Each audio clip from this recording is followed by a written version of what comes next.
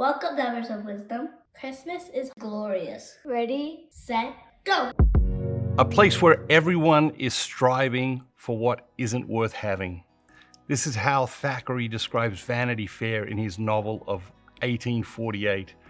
It aptly defines so much of our culture. A place where everyone is striving for what isn't worth having. It aptly describes how many people approach Christmas each year. A place where everyone is striving for what isn't worth having. Welcome to Best Christmas Ever.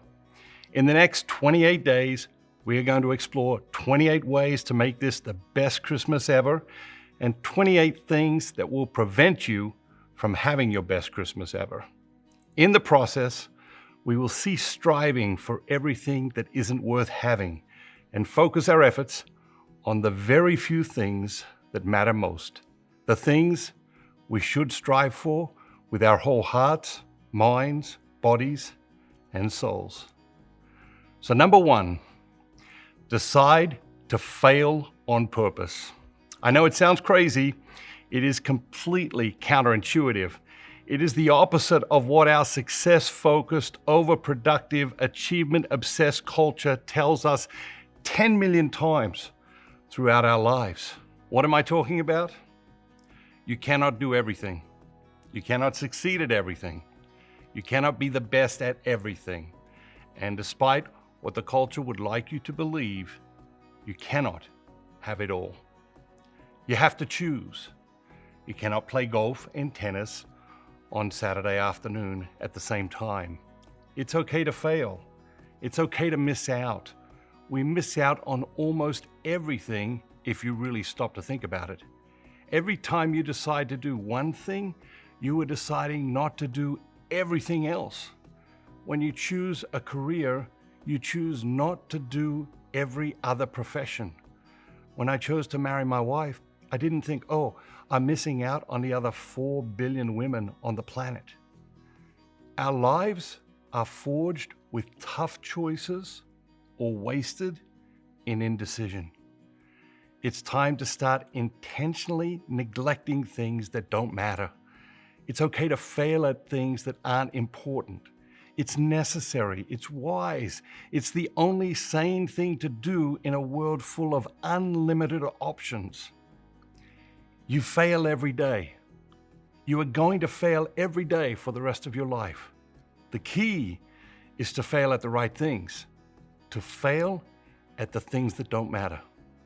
So as we begin this journey toward Christmas, take a few minutes and identify what really matters this Christmas. Don't make a long list. This will just set you up to fail at what matters most and lead you to feel anxious, overwhelmed, and defeated. Choose 3 things.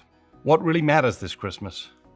Your 3 things might be host a wonderful family gathering, have a powerful encounter with God on Christmas Day at church, make this an amazing Christmas for someone else. That might be your 3 things. This kind of clarity is liberating. By getting clear about the most important things, you begin to realize that there are a great many things that it is okay to fail at because they don't matter that much. You can then decide what to intentionally neglect. You can decide what to intentionally fail at.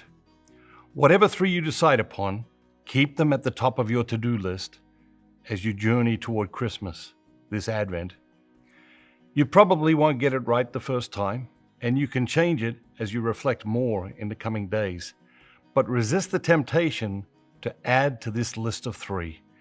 Keep the list at 3.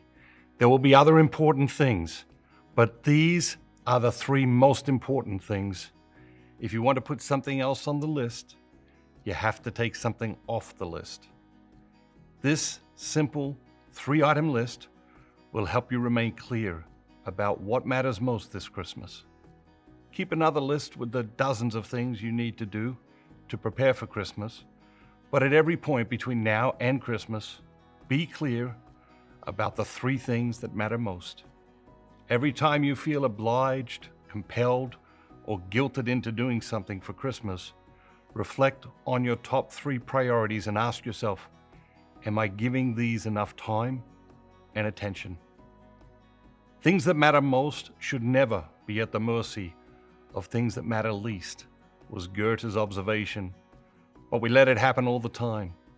Decide, here and now, that this Christmas you will not let the things that matter least rule over the things that matter most. If you want to have your best Christmas ever, begin by deciding what matters most this Christmas, and then honor, celebrate, prioritize, and bask in those few things. Release yourself from the tyranny of the trivial many and adopt the wisdom of the vital few. Are you excited for your best Christmas ever? I know I am. But before you go, let's talk about how to avoid your worst Christmas ever. It's harder than you might think to have a great Christmas, and it's much easier to ruin your Christmas. There are, of course, plenty of very obvious ways to ruin your Christmas for yourself and everyone around you.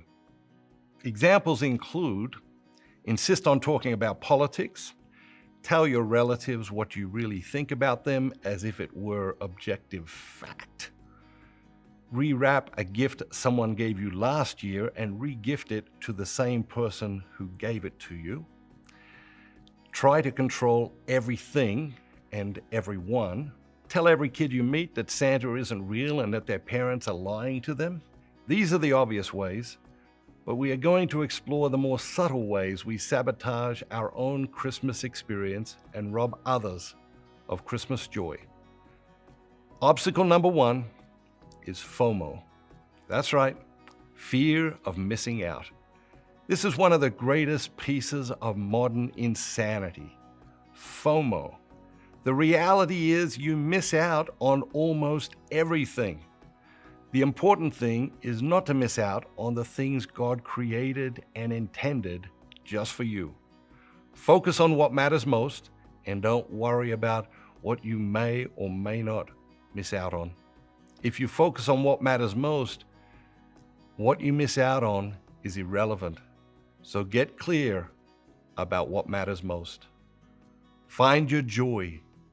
Guard your joy. Follow your joy. Not just happiness. It seems our culture has confused happiness with comfort, and following comfort will lead you to misery. Find your joy. Cherish your joy. Guard your joy. And follow your joy. Busy is not your friend. Only a toxic friend leaves you feeling anxious, overwhelmed, discouraged, exhausted, stressed out, inadequate, and resentful. It's time to take our lives back from this tyrant we call busy. It's time to slow down to the speed of joy. Click the button below to join the Ambassadors Club today, and we will send you a free copy of my new book, Slowing Down to the Speed of Joy. Have a great day!